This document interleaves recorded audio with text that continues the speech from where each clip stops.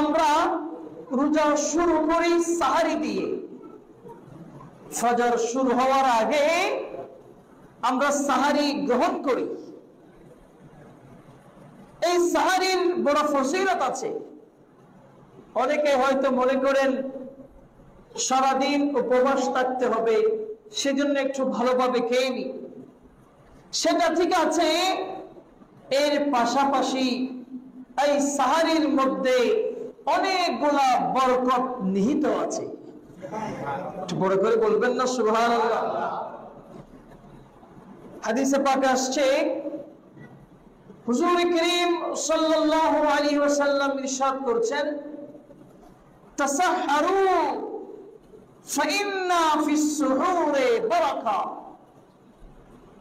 তোমরা সাহারি গ্রহণ করো, এই সাহারির মধ্যে বরকত আছে।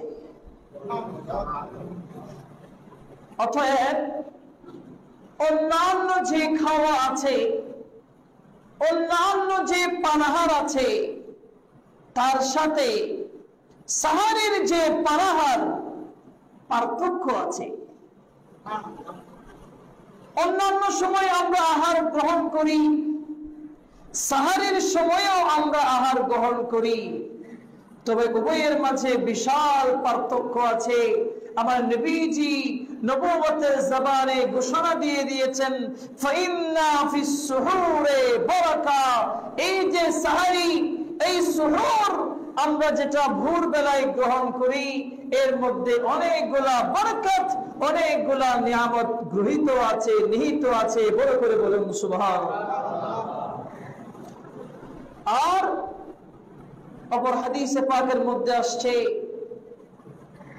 আহলে কিতাব যারা আছে, আহলে কিতাব ইহুদি নাসারা, তারাও রোজা রাখে, আমরাও রোজা রাখি।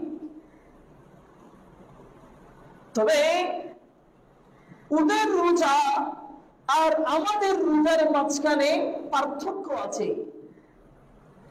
পার্থক্য কি? তারা যে রোজা রাখে, ওই রোজার মধ্যে সাহারি নাই। আর আমাদের যে রোজা, ওই রোজার মধ্যে সাহারি আছে। বড় করে বলুন সুবহানাল্লাহ।